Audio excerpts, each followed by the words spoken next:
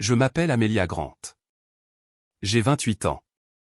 Pendant 20 ans, mes parents m'ont appelé la lente, tandis que ma sœur collectionnait les diplômes de l'Ivy League et les promesses d'héritage. Ils se moquaient de ma dyslexie lors des dîners de famille, m'excluaient de chaque décision importante et me traitaient comme la fille dont personne n'attendait de réussite. Mais lors de la soirée de remise de diplôme de ma sœur à New York, devant des centaines d'invités, un inconnu m'a remis une enveloppe qui a exposé chaque mensonge que mes parents avaient raconté à mon sujet. Ce qu'ils ne savaient pas, c'est que ma grand-mère avait tout observé. Et ce qu'elle a laissé derrière elle était assez puissant pour bouleverser tout notre empire familial. Je m'appelle Amelia Grant. J'ai 28 ans. Pendant la majeure partie de ma vie, les présentations me concernant étaient courtes. Voici notre fille cadette, disait ma mère lors de galas de charité ou de dîners d'entreprise. Son sourire poli m'est déjà fuyant alors que son attention se portait ailleurs. Puis sa voix s'éclaircissait instantanément. Et voici Victoria Grant, de la faculté de droit de Columbia. C'était toujours la phrase complète. Victoria n'avait jamais besoin d'explication. Elle avait sa place dans les pièces avant même d'y entrer. Les professeurs vantaient sa discipline. Les investisseurs se souvenaient de ses opinions. Mes parents parlaient de son avenir comme les gens parlent de quelque chose d'inévitable, une certitude déjà écrite. J'étais l'espace entre les accomplissements. On m'a diagnostiqué une dyslexie quand j'avais 7 ans. Les lettres refusaient de rester en place. Les mots se réorganisaient quand j'essayais de lire rapidement, transformant de simples paragraphes en puzzles épuisants. Les enseignants suggéraient de la patience. Les spécialistes recommandaient d'autres méthodes d'apprentissage. Mes parents ont accepté une explication plus simple. Certains enfants n'étaient tout simplement pas faits pour la réussite scolaire. Nous vivions dans l'Upper West Side de Manhattan dans un appartement surplombant Central Park, le genre d'adresse que les gens reconnaissaient immédiatement. Mon père, Charles Grant, dirigeait Grant Holdings, une puissante société de promotion immobilière fondée par ma grand-mère des décennies plus tôt. Le nom de la société apparaissait sur des tours de luxe, des ailes d'hôpitaux et des projets de restauration à travers la ville. Au dîner, les conversations tournaient autour des affaires, des investissements et de la réputation. Les stages de Victoria étaient analysés comme des prévisions financières. Ces promotions étaient attendues bien avant qu'elles n'arrivent. Ma présence existait principalement en arrière-plan. Reconnue poliment, rarement discutée. Quand j'avais 12 ans, mes parents ont engagé des tuteurs privés pour Victoria, des coachs de débat, des instructeurs de langue, des consultants en admission qui coûtaient plus cher par heure que ce que la plupart des familles gagnaient en une semaine. Quand j'ai demandé si je pouvais obtenir une aide supplémentaire pour apprendre à lire plus vite, ma mère a soupiré doucement. « Nous avons déjà tellement essayé, Amelia, a-t-elle dit. Tout le monde n'a pas besoin d'exceller académiquement. » Je l'ai cru parce que croire faisait moins mal que de remettre en question, alors je me suis adapté tranquillement. Les livres audio ont remplacé les manuels. Je dessinais des diagrammes au lieu de prendre des notes. Alors que mes camarades de classe mémorisaient des paragraphes, je cartographiais les idées visuellement. Des flèches reliant les causes et les résultats. Des formes organisant les informations dans des systèmes qui finissaient par avoir du sens. Personne ne l'a remarqué sauf ma grand-mère. Eleanor Grant vivait au centre-ville dans un appartement plus ancien surplombant le fleuve Hudson. Chaque dimanche après-midi, je lui rendais visite. Elle ne me pressait jamais quand je peinais sur des documents. Au lieu de cela, elle transformait les contrats en histoires et les négociations en puzzles. « Tu ne lis pas lentement », m'a-t-elle dit une fois, en faisant glisser d'anciens accords de développement sur la table. « Tu lis la structure. » À l'époque, je ne comprenais pas ce qu'elle voulait dire. Je savais seulement que son appartement était le seul endroit où le silence ne semblait pas lourd. Les vacances en famille étaient plus difficiles. Un Noël, les proches se sont rassemblés sous des lumières scintillantes tandis que les réussites étaient annoncées comme des récompenses. Mon père a levé son verre. Victoria a été acceptée à la faculté de droit de Columbia. Des applaudissements ont éclaté instantanément. Les téléphones sont apparus. Ma tante a pleuré fièrement. Puis son regard s'est tourné vers moi. Et Amelia, a-t-il fait une pause, cherchant quelque chose de neutre, est encore en train de chercher sa voix. Des rires doux ont suivi, polis, inconfortables, indéniables. J'ai fixé mon assiette. De l'autre côté de la table, grand-mère Eleanor a serré ma main sous la nappe. Sa prise était ferme, assurée. Quand j'ai levé les yeux, son expression n'était pas de la pitié, c'était de la colère. 3 mois plus tard, elle m'a appelé à son appartement de façon inattendue. La lumière du soleil remplissait la pièce alors qu'elle me tendait une petite boîte en bois avec des charnières en laiton. « Garde ça en sécurité », a-t-elle dit. « Qu'y a-t-il à l'intérieur ? Quelque chose pour le jour où les gens te montreront enfin qui ils sont. » J'ai ri maladroitement, supposant qu'elle était dramatique.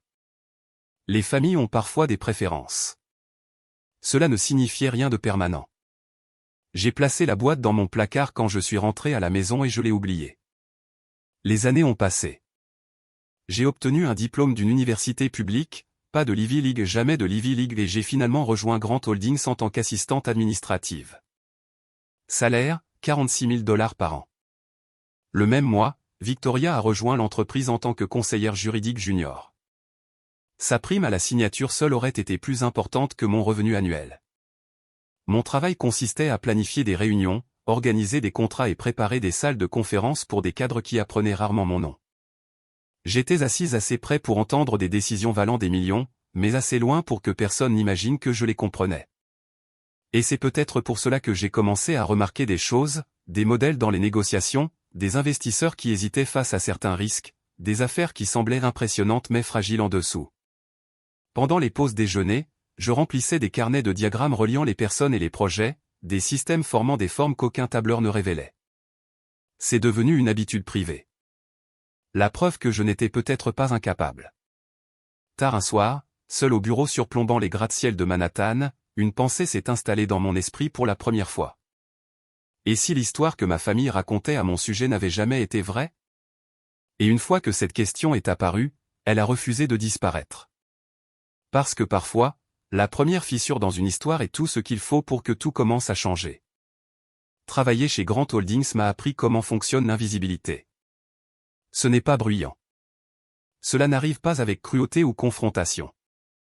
Au lieu de cela, cela s'installe lentement, renforcé par de petites omissions, des réunions auxquelles vous n'êtes pas invité, des conversations qui s'arrêtent lorsque vous approchez.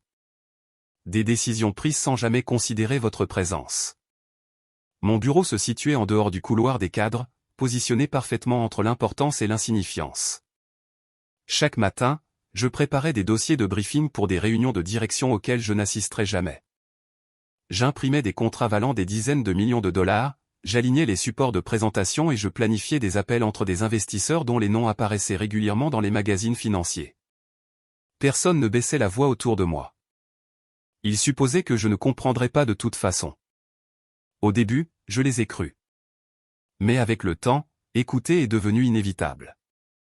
Des modèles ont émergé naturellement. Quels investisseurs hésitaient avant de signer, quels projets étaient précipités pour l'apparence plutôt que pour la stabilité, quels cadres étaient d'accord publiquement mais en désaccord en privé dans les couloirs. Lire des rapports denses me prenait toujours plus de temps que les autres. Mais quand je traduisais les conversations en diagrammes, tout devenait clair instantanément. J'ai commencé à transporter un petit carnet partout. Des flèches reliaient les projets, des cercles regroupaient les partenariats, des chronologies exposaient les risques cachés sous un langage poli. Un après-midi, un analyste junior nommé Kevin s'est arrêté devant mon bureau en attendant l'ascenseur. « Qu'est-ce que c'est » a-t-il demandé en pointant mon carnet. Je l'ai fermé à moitié. Juste organiser des emplois du temps. Il a quand même jeté un coup d'œil. Cela explique en fait mieux le projet du quartier du port que le résumé financier, a-t-il dit, surpris.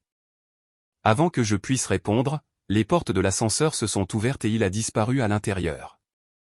Le moment est passé rapidement, mais il est resté avec moi plus longtemps que prévu. À la maison, les conversations n'avaient pas changé. Le dîner tournait toujours autour des progrès de Victoria. Mon père décrivait ses observations au tribunal avec une admiration généralement réservée aux acquisitions réussies. Elle comprend la stratégie, a-t-il dit un soir. L'instinct de leadership ne s'enseigne pas. Ma mère a hoché la tête avec approbation. J'ai passé le pain tranquillement, attendant que la conversation avance. Cela n'a jamais été le cas. 2 semaines plus tard, j'ai remarqué que le nom de Victoria apparaissait à plusieurs reprises sur les plannings des réunions de direction, les revues de stratégie, la planification des investissements, les discussions sur la succession. J'en ai pris connaissance parce que je planifiais les salles. Tard un soir, en organisant des contrats archivés, j'ai trouvé une vieille photographie glissée dans un dossier. Ma grand-mère se tenait sur un chantier de construction dans les années 1970, les manches retroussées, riant à côté de poutres en acier inachevées, de la poussière couvrant ses chaussures. Elle ne ressemblait en rien au portrait poli exposé dans le hall en bas. Au dos, écrit à l'encre délavée, construit, non hérité. Tu as trouvé sa photo préférée. Je me suis retourné pour voir Maria Alvarez, une assistante principale qui avait travaillé avec ma grand-mère pendant des décennies. Elle détestait les salles de conseil, a dit Maria doucement. Elle préférait les chantiers de construction. Elle n'a jamais beaucoup parlé des premières années, ai-je dit. Elle n'en avait pas besoin, a répondu Maria. Puis elle a ajouté doucement, elle parlait de toi, cependant. J'ai cligné des yeux. De moi. Tout le temps, a souri Maria. Elle disait que tu remarquais ce que les autres ignoraient. Avant que je puisse en demander plus, elle est retournée à son bureau, me laissant seule avec une étrange chaleur que je ne comprenais pas tout à fait. Le printemps est arrivé et les préparatifs ont commencé pour la fête de remise de diplôme de Victoria, un événement massif prévu dans un hôtel de luxe à Midtown Manhattan. Ma mère a supervisé chaque détail personnellement. Les listes d'invités comprenaient des investisseurs, des juges et des donateurs politiques. Les arrangements floraux ont été discutés avec le sérieux des fusions. Ce n'était pas seulement une célébration. C'était une présentation. Victoria n'était pas simplement en train d'obtenir son diplôme. Elle était présentée comme l'avenir de Grant Holdings. Une semaine avant l'événement, un email est apparu dans ma boîte de réception. Objet, restructuration organisationnelle confidentielle. Je l'ai ouvert avec désinvolture, puis je l'ai relu 3 fois. Mon poste était supprimé. Effectif le 1er juillet. Un généreux paquet de départ inclus. Pendant plusieurs secondes, le bruit du bureau s'est complètement estompé. À travers le mur derrière mon bureau, la voix de mon père résonnait faiblement depuis son bureau. Nous ne pouvons pas la garder ici une fois que Victoria prendra les devants, a-t-il dit. Ma mère a répondu doucement. Les gens poseront des questions. Une pause. Elle n'est tout simplement pas adaptée aux environnements de leadership.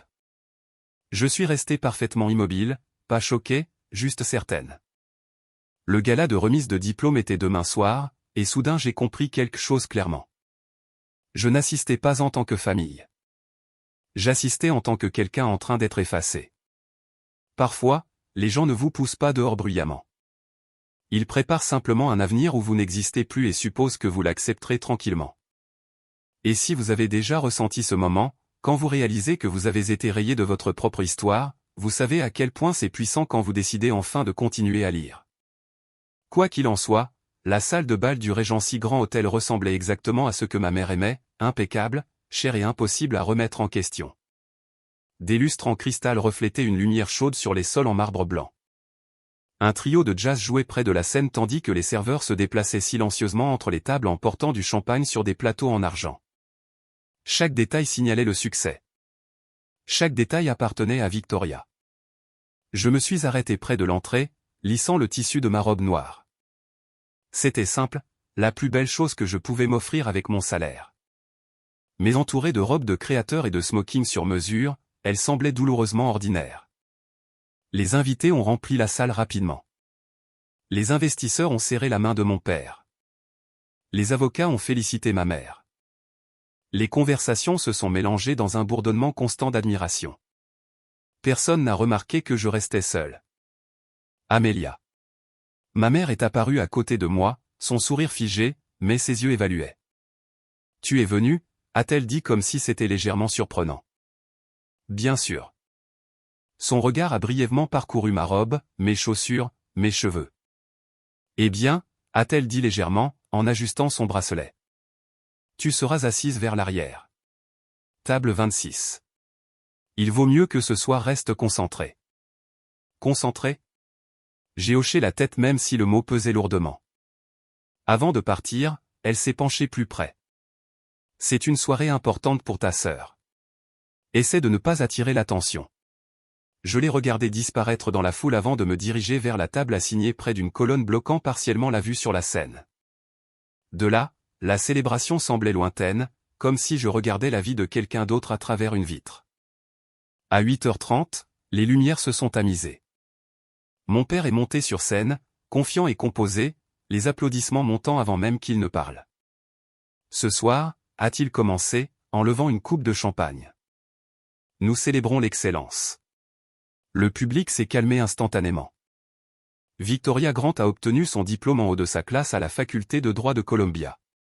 Elle a déjà obtenu un poste dans l'un des cabinets les plus respectés de New York. Des acclamations ont rempli la salle.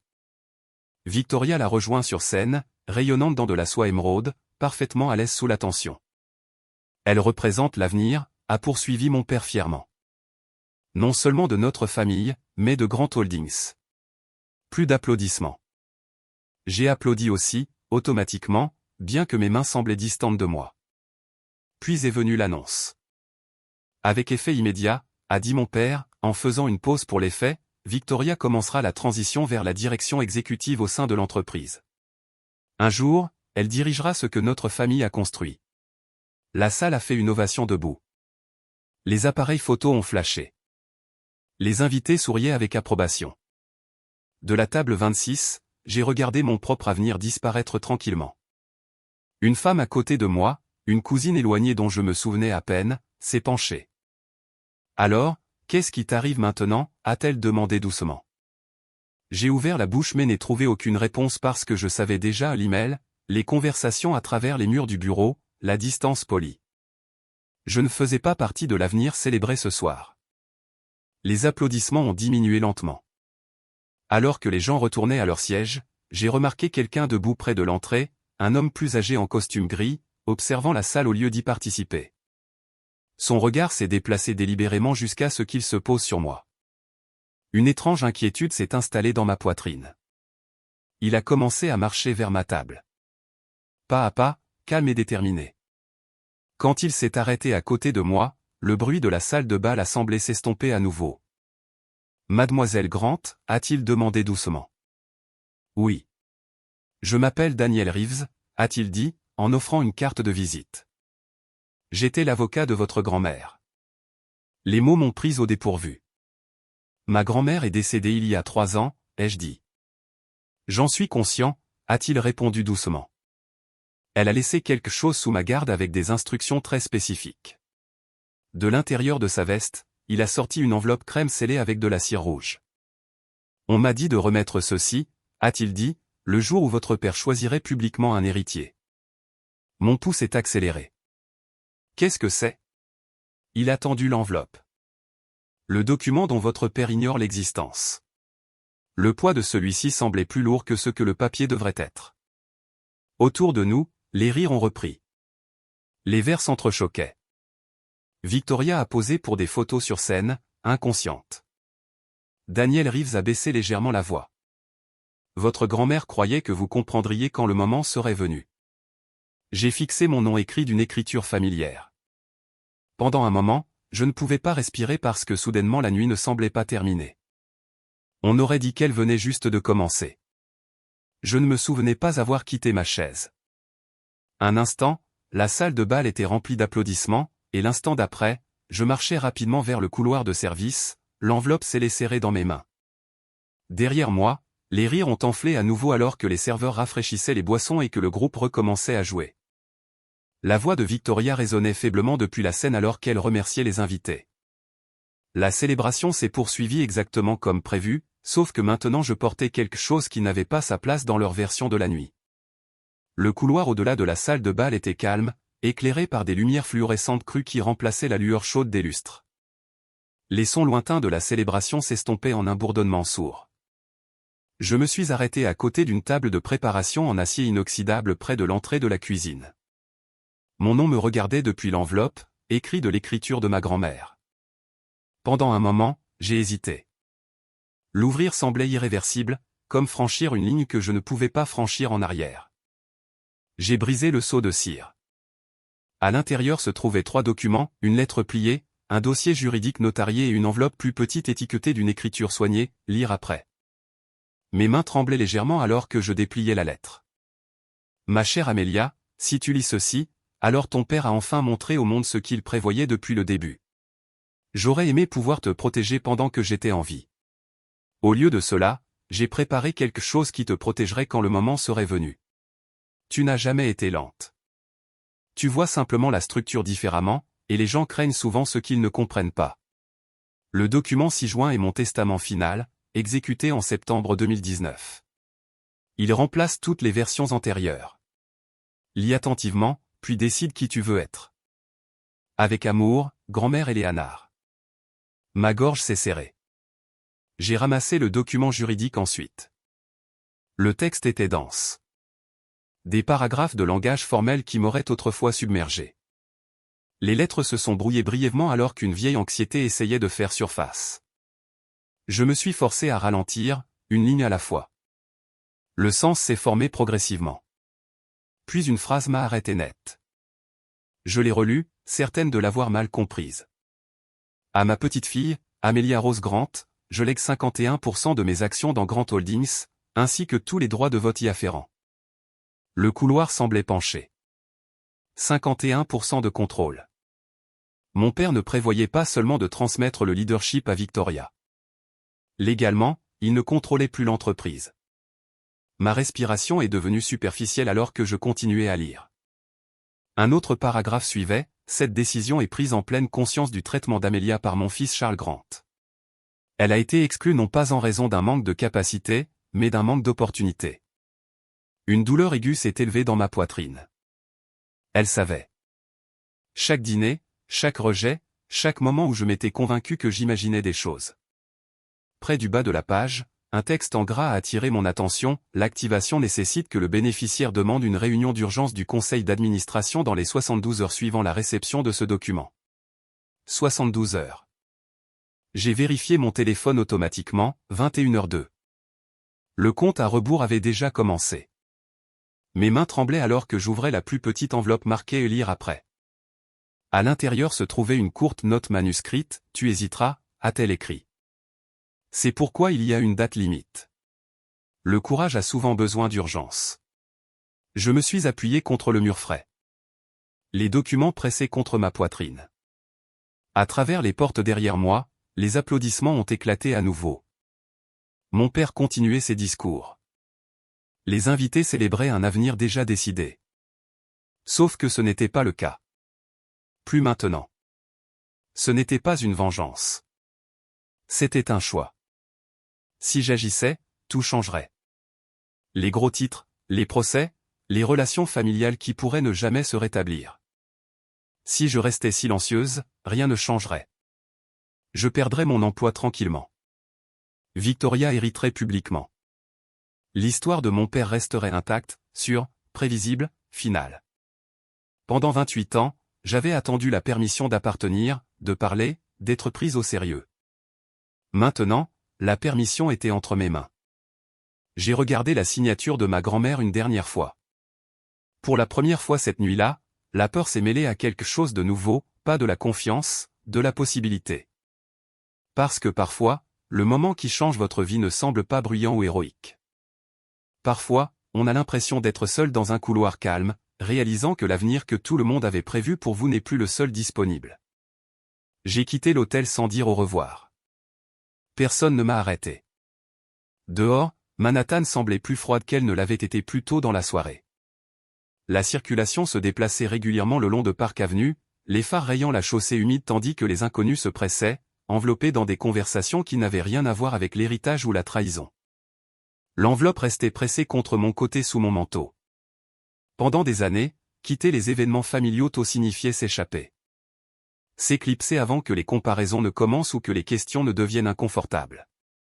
Ce soir, c'était différent. Ce soir, je n'échappais pas. Je portais quelque chose d'inachevé. Lorsque je suis arrivé à mon appartement, la ville s'était installée dans le calme tardif de la nuit. Mes colocataires dormaient, le salon n'était éclairé que par la lumière orange des réverbères filtrant à travers les stores. J'ai placé les documents soigneusement sur la table et je suis resté là pendant plusieurs minutes à les regarder. 51%. Le chiffre semblait toujours irréel. Mon téléphone a vibré soudainement. Une notification de mail est apparue, ressources humaines, confirmation de transition de poste. Je l'ai ouvert lentement. Mon rôle chez Grant Holdings se terminerait officiellement dans 6 semaines. Indemnité de départ incluse. Appréciation pour mes services exprimés poliment. Le timing rendait tout douloureusement clair. Le gala n'était pas seulement une célébration. C'était un remplacement. J'ai fermé mon ordinateur portable et je me suis dirigé vers le placard de ma chambre. La boîte en bois était exactement là où je l'avais laissée des années plus tôt, poussée derrière des manteaux d'hiver et de vieux bacs de rangement. La poussière recouvrait le couvercle. J'ai hésité avant de la descendre. Les mots de ma grand-mère résonnaient dans ma mémoire, pour le jour où les gens te montreront enfin qui ils sont. Les charnières en laiton ont grincé doucement quand je l'ai ouverte.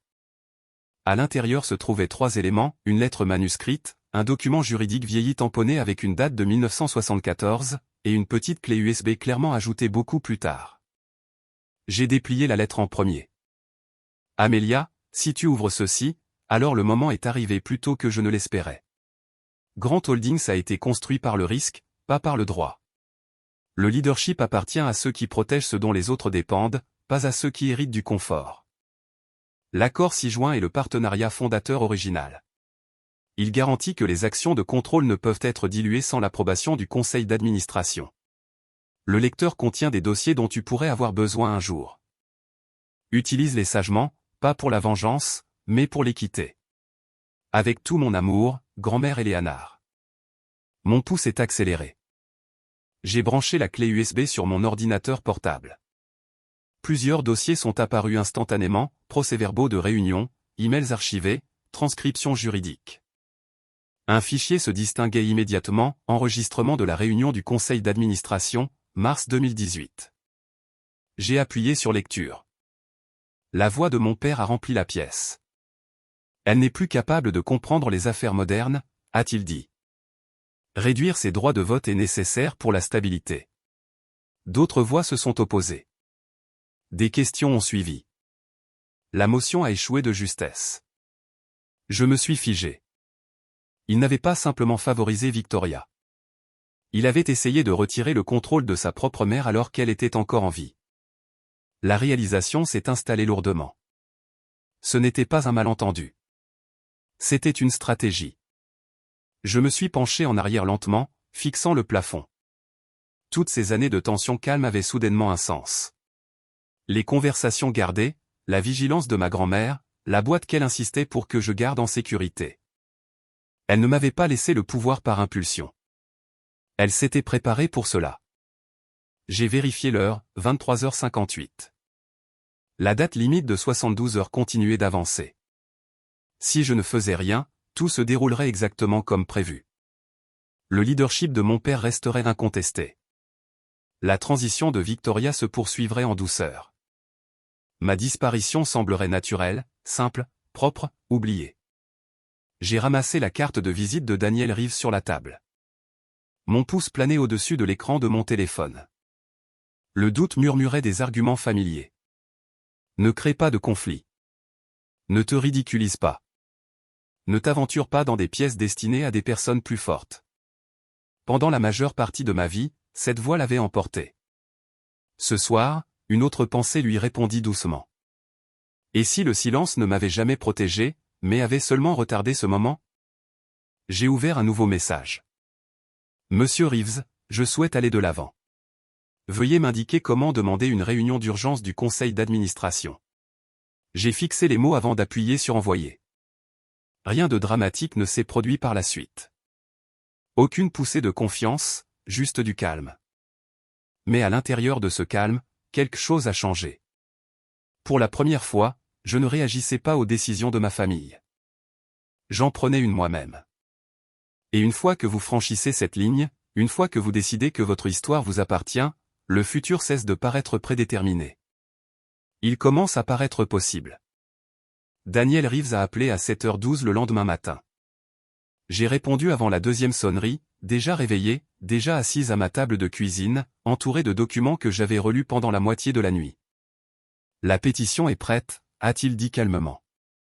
Pour convoquer une réunion d'urgence du conseil d'administration, 3 administrateurs doivent signer. L'un l'a déjà fait. 2 autres ont accepté ce matin. Ma poigne s'est resserrée sur le téléphone. Ils ont accepté sans me parler?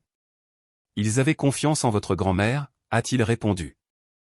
Dans les entreprises construites sur des générations, la réputation voyage plus loin que les présentations.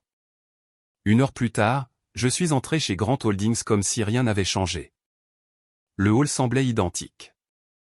Sol en marbre poli, mur de verre reflétant la ligne d'horizon, photographies encadrées de projets terminés s'étendant sur des décennies de succès.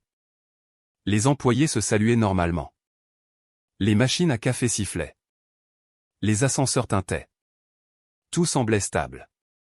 Mais sous ce calme, quelque chose d'irréversible avait déjà commencé. À mon bureau, les emails attendaient exactement comme d'habitude. Mise à jour de calendrier, confirmation de fournisseurs, ajustement de réunion pour des cadres qui me considéraient toujours comme faisant partie du décor. À 10h41, mon téléphone a vibré. Demande de réunion d'urgence du conseil d'administration déposée. Les mots semblaient plus lourds que prévu. Dans le bureau, personne n'a réagi. Les conversations ont continué. Les téléphones ont sonné. Quelqu'un a ri près de la réception. Personne ne savait que la propriété avait déjà changé. Tu as l'air pâle. J'ai levé les yeux pour voir Maria Alvarez m'observer attentivement depuis mon bureau. Je n'ai pas beaucoup dormi, ai-je admis. Elle m'a étudié un instant de plus que d'habitude. Ta grand-mère avait l'habitude d'avoir cette mine avant des décisions difficiles. Avant que je puisse demander ce qu'elle voulait dire, elle est retournée dans son bureau. En début d'après-midi, l'atmosphère a changé. Les cadres se déplaçaient plus rapidement dans les couloirs. Les portes se fermaient au milieu d'une conversation. Les assistants échangeaient des regards discrets. L'information voyageait de manière invisible à travers des entreprises comme celle-ci. Jamais annoncée, toujours pressentie. À 13h58, mon téléphone a sonné. Amelia. La voix de Victoria semblait tendue, contrôlée. Que as-tu fait? Je ne suis pas sûr de comprendre ce que tu veux dire. Papa vient de recevoir l'avis d'une réunion d'urgence du conseil d'administration, a-t-elle dit. Demandée par Margaret Langley et 2 autres administrateurs. Donc, la nouvelle les avait atteints. Je ne savais pas que les membres du conseil avaient besoin d'une approbation pour se réunir, ai-je répondu prudemment. Une pause s'est étirée sur la ligne. Ne prétends pas que ce n'est pas lié à toi, a-t-elle dit. Margaret n'a rien initié depuis des années. Peut-être qu'elle a enfin des préoccupations, ai-je dit doucement. Son sang-froid s'est fissuré. Si tu essaies d'embarrasser cette famille, je fais mon travail. Elle a raccroché sans un mot de plus. 20 minutes plus tard, mon père a fait irruption devant mon bureau vers son bureau. Il ne m'a pas reconnu, mais l'attention le suivait comme un front d'orage. Sa porte a claqué assez fort pour faire trembler les cadres voisins à travers le mur. Sa voix portait clairement. C'est inutile, a-t-il lancé au téléphone. Nous allons régler ça et passer à autre chose. Margaret réagit de manière excessive. Une pause. Non, Amelia n'est pas impliquée. Elle ne comprendrait même pas de quoi il s'agit. J'ai fixé mon moniteur, étrangement calme. Pendant des années, ces suppositions m'ont blessé. Aujourd'hui, elles m'ont protégé. La fin de l'après-midi a apporté la confirmation. Réunion d'urgence du conseil d'administration. Samedi, 10h, étage des cadres. Dans 2 jours. La réalité s'est installée lentement. Je ne remettais plus ma place en question. Je marchais directement dans le système qui avait décidé de ma valeur bien avant que j'aie une voix. Ce soir-là, la table de mon appartement s'est remplie de papiers, copies du testament, accords fondateurs, transcriptions, diagrammes, reliant des décisions sur des années.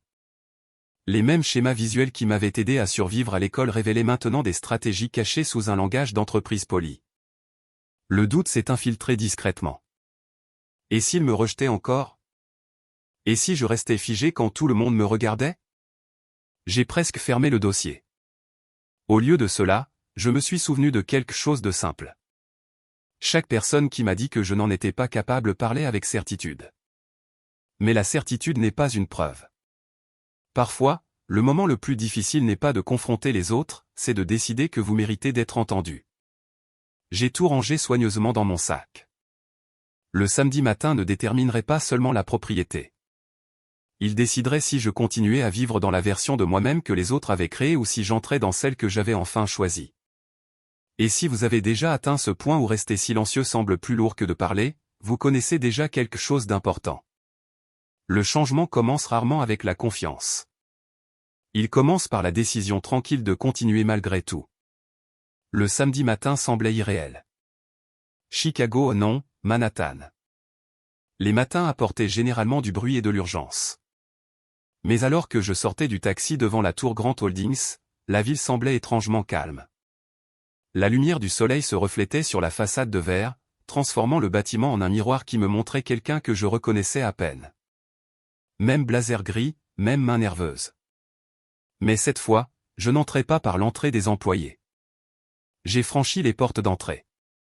Le hall du week-end semblait cérémonial, assez vide pour que chaque pas résonne sur le sol en marbre. La sécurité a levé les yeux alors que je m'approchais. Non, a demandé le garde. Amelia Grant. Il a vérifié sa tablette, a fait une pause, puis a fait un signe de tête vers les ascenseurs des cadres. Mon pouce est accéléré alors que les portes se fermaient derrière moi, 42 étages plus haut.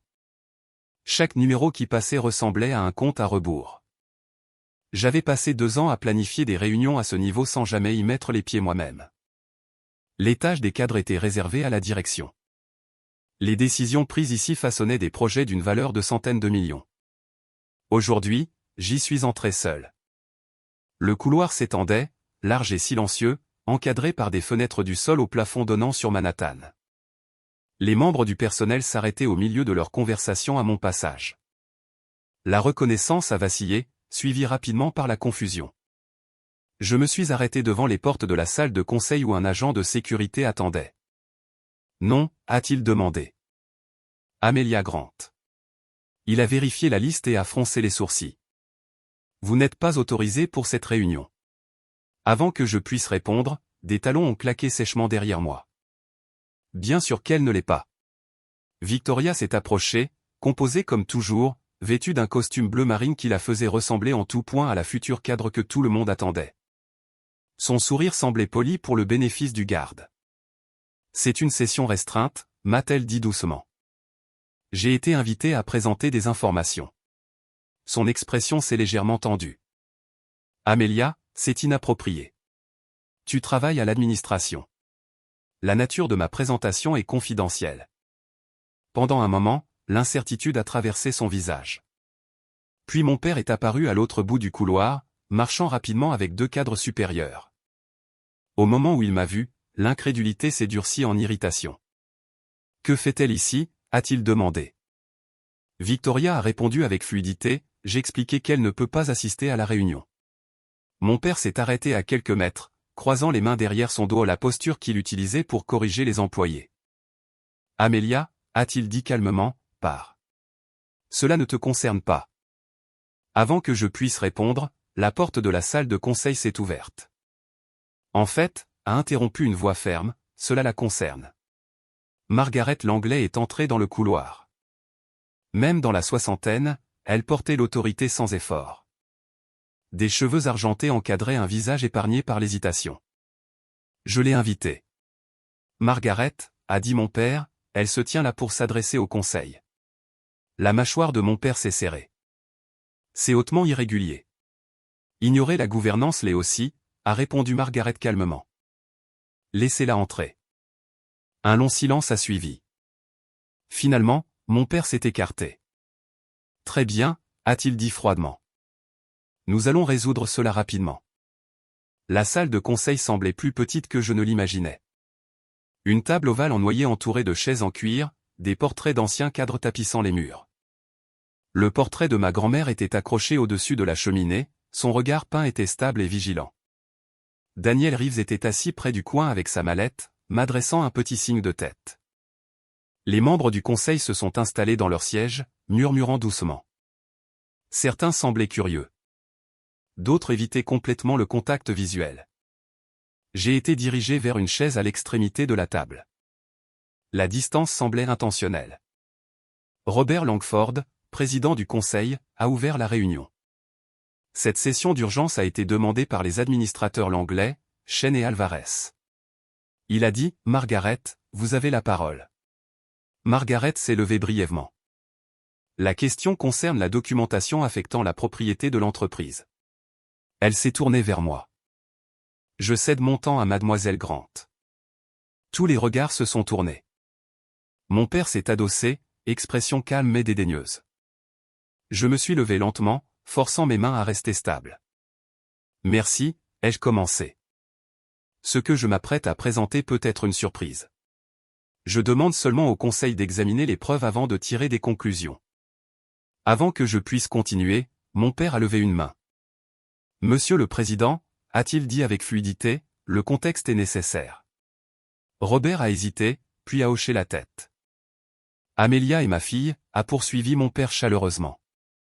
Elle travaille dans un rôle administratif et n'a aucune formation juridique ou financière. Victoria a ajouté doucement, elle est également dyslexique. Les documents complexes peuvent être difficiles pour elle. Plusieurs membres du conseil ont bougé inconfortablement. Les mots ont atterri exactement comme prévu, poli, raisonnable, diminuant doucement. Pendant une seconde, les vieux instincts sont revenus. Assieds-toi. Excuse-toi. Pars. Puis j'ai regardé le portrait de ma grand-mère observant depuis le mur. Quelque chose en moi s'est apaisé. J'ai ouvert mon dossier. Je ne parlerai pas de ma capacité de lecture aujourd'hui, ai-je dit calmement. Je vais parler de ceci. J'ai levé le document. La pièce est devenue complètement silencieuse. Le papier semblait plus lourd qu'il n'aurait dû l'être. Pendant un moment, personne n'a parlé. Le calme à l'intérieur de la salle de conseil pressait mes oreilles, rompu seulement par le faible bourdonnement de la ville loin en dessous. Ceci, ai-je dit, en plaçant le document soigneusement sur la table polie, est le testament final d'Elane Grant, fondatrice de Grant Holdings. Mon père s'est penché en avant immédiatement. C'est impossible, a-t-il dit vivement. La succession de ma mère a été réglée il y a des années. Vous avez reçu une copie de son testament précédent, ai-je répondu calmement. Cette version a été exécutée plus tard. J'ai fait glisser le document vers Robert Langford. Le président a ajusté ses lunettes, examinant le sceau notarié. À travers la table, l'expression confiante de Victoria a faibli pour la première fois. Il doit y avoir un malentendu, a-t-elle dit. Les documents juridiques n'apparaissent pas de nulle part. C'est le cas, a dit Daniel Reeves calmement en se levant, lorsqu'ils sont détenus sous instruction juridique. Toute l'attention s'est tournée vers lui. J'ai servi en tant qu'avocat personnel d'Elane Grant, a-t-il poursuivi. J'ai été témoin de l'exécution de ce testament en septembre 2019. Son authenticité est entièrement vérifiable. Un murmure a parcouru la table. L'expression de mon père s'est durcie. Ma mère était âgée, a-t-il dit. Elle aurait pu être influencée. J'ai ouvert mon dossier à nouveau. Avant de discuter de l'intention, ai-je dit doucement, j'aimerais qu'un passage soit lu dans le procès-verbal. Robert a hésité, puis a hoché la tête. Procédez. J'ai inspiré lentement, forçant ma voix à rester stable. À ma petite fille, Amelia Rose Grant, je lègue 51% de mes actions dans Grant Holdings, ainsi que tous les droits de vote associés. La phrase a atterri comme un impact physique. Quelqu'un a inspiré brusquement. Victoria a secoué la tête. Ce n'est pas possible, Jonathan. Non, a dit Daniel à nouveau, mesuré et précis. En vertu du droit de l'État, un testament valide ultérieur supplante tous les documents testamentaires antérieurs. Robert a levé les yeux lentement. 51% constitue une participation majoritaire. Le silence a suivi. Pour la première fois depuis que je suis entré dans la pièce, mon père m'a regardé directement un pas au-delà de moi, pas à travers moi, mais moi. Cela ne change rien, a-t-il dit doucement. Même authentique, Amélia n'a aucune expérience de cadre. Elle ne peut pas diriger une entreprise de cette envergure. Je ne demande pas à gérer les opérations quotidiennes, ai-je répondu. La confusion a traversé plusieurs visages. Alors, que demandes-tu, a exigé Victoria. J'ai retiré un autre document de mon dossier. Des transcriptions imprimées tirées des dossiers que ma grand-mère avait laissés derrière elle. Je demande au conseil de considérer le contexte. J'ai appuyé sur lecture sur mon téléphone. La voix enregistrée de mon père a rempli la pièce.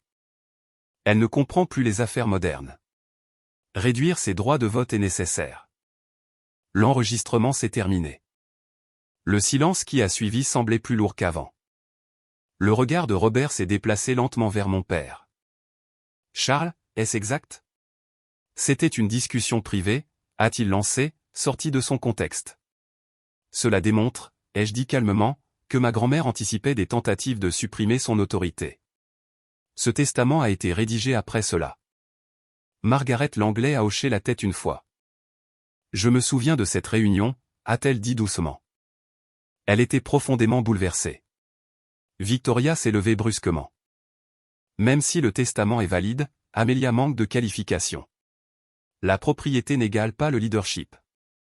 Pendant des années, ces mots m'auraient détruite. Maintenant, ils semblaient lointains. Je ne suis pas ici pour prendre quelque chose que je n'ai pas construit, ai-je dit. Je suis ici parce que la propriété a déjà changé. Robert a échangé des regards avec plusieurs membres du conseil. Nous aurons besoin d'une vérification juridique, a-t-il dit finalement. C'est déjà en cours, a répondu Daniel. Des copies ont été soumises ce matin. Mon père s'est levé soudainement, les paumes pressées à plat contre la table. Cette réunion est ajournée jusqu'à ce que la vérification soit complète. Non, a dit Robert fermement. Nous faisons une pause. Les membres du conseil se sont levés, les conversations se brisant en chuchotements tendus. Les avocats sont sortis dans le couloir, les téléphones composant déjà des numéros.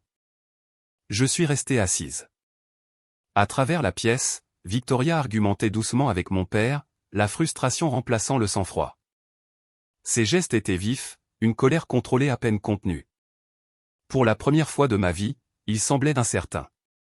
Margaret s'est approchée et a posé une main légère sur mon épaule. « Elle t'a préparé pour cela ?» a-t-elle dit doucement. J'ai hoché la tête, incapable de parler. À travers les fenêtres, Manhattan s'étendait à l'infini en dessous. La même ville où je m'étais senti invisible quelques jours plus tôt. Maintenant, 12 personnes puissantes attendaient la confirmation de quelque chose qui était déjà vrai. Près de 40 minutes plus tard, le conseiller juridique est revenu et a chuchoté à Robert. Le président s'est redressé lentement. « Veuillez vous asseoir. » Tout le monde s'est réinstallé. Notre examen juridique confirme que le testament est valide en vertu du droit de l'État, a annoncé Robert. Une pause a suivi. À partir de ce moment, Amelia Grant est l'actionnaire majoritaire de Grant Holdings. L'équilibre du pouvoir a basculé sans un bruit.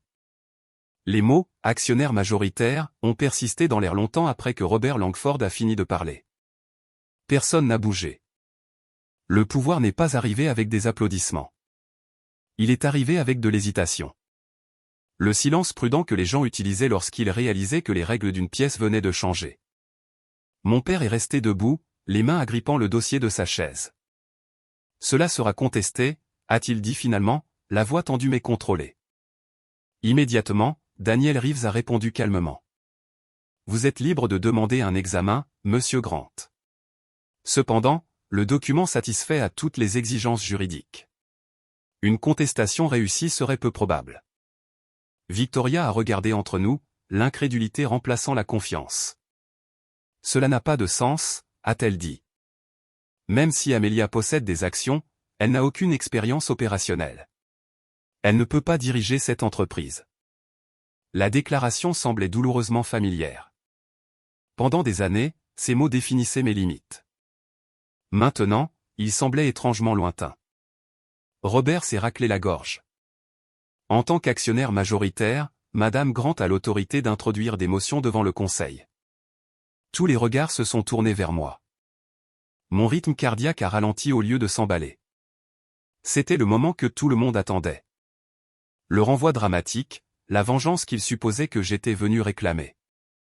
Avec une phrase, je pouvais supprimer mon père immédiatement.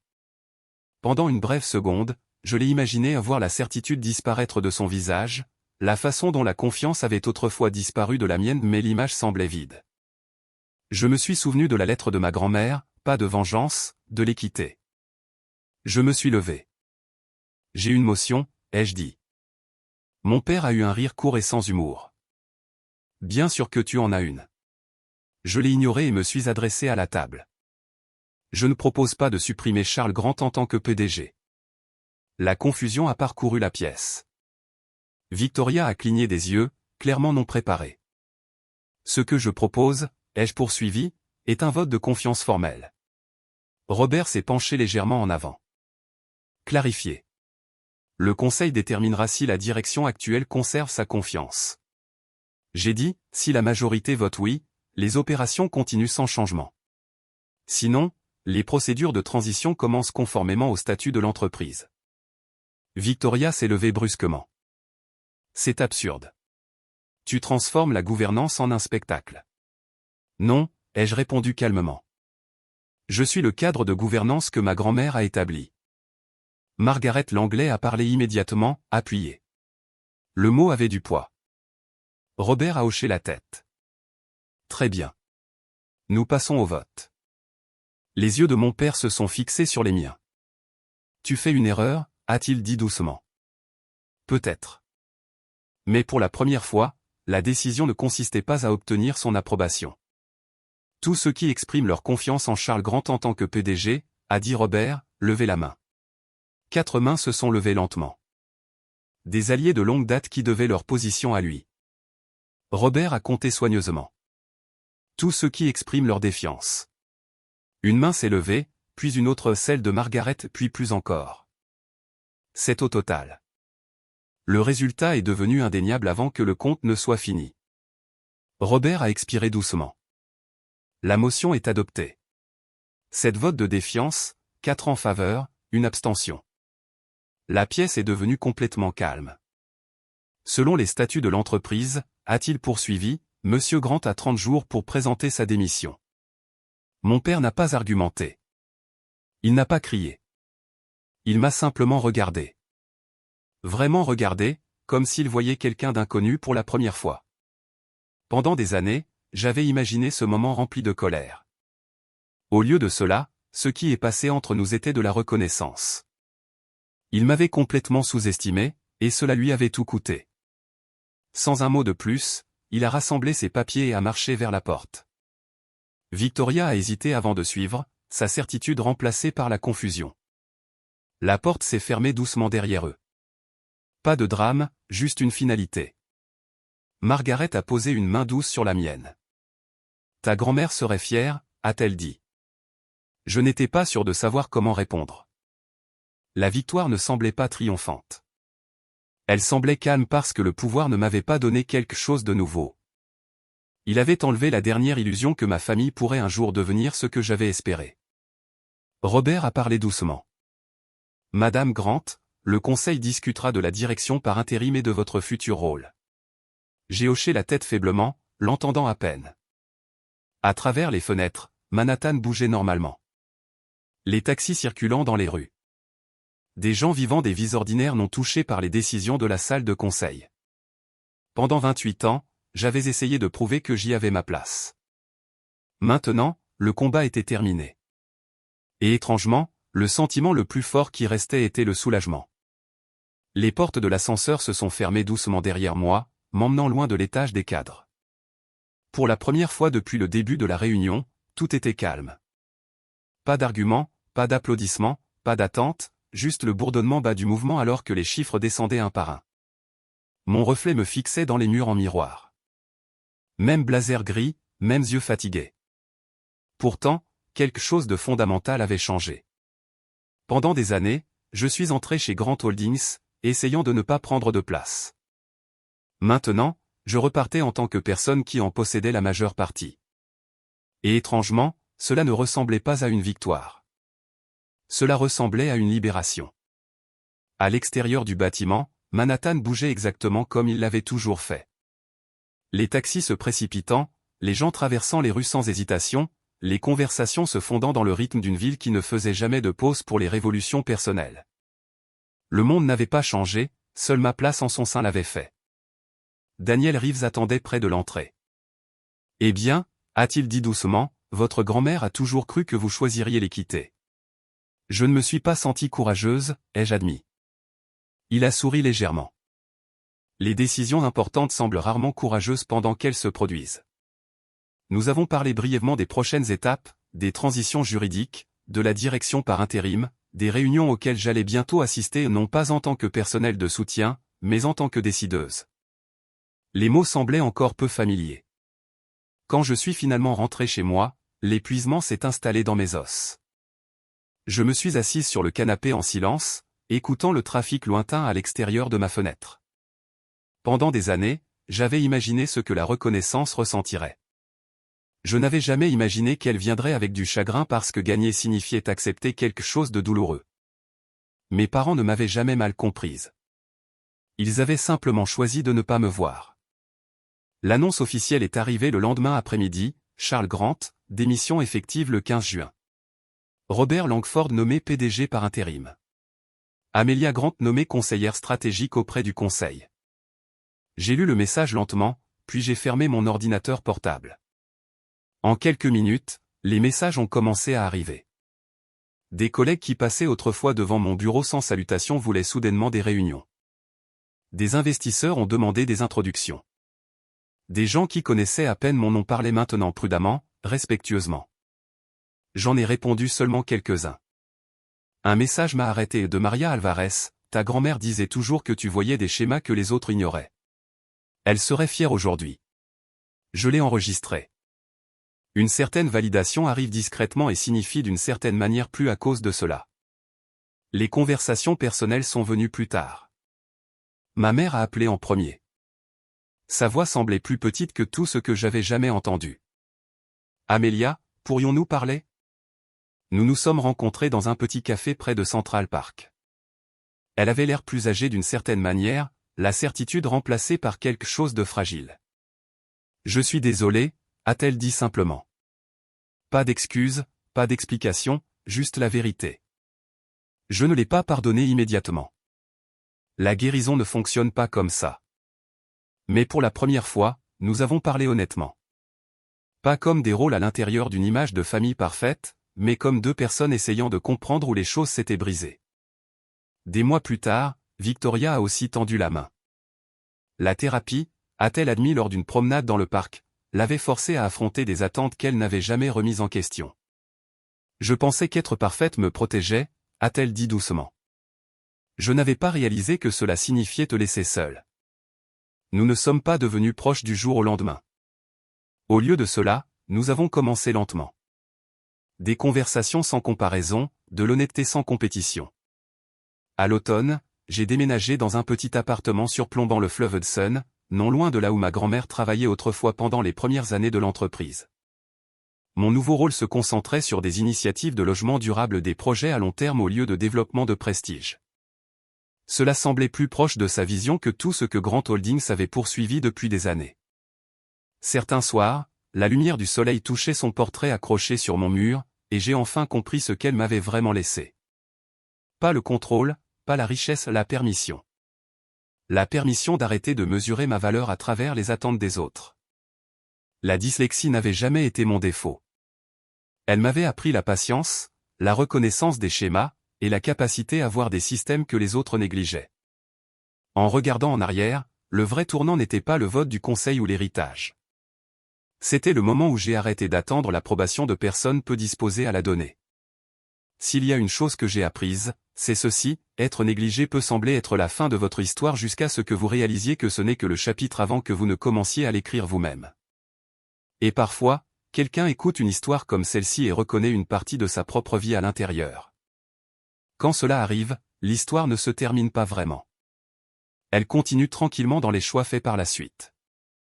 Parce que le plus grand héritage n'est pas le pouvoir.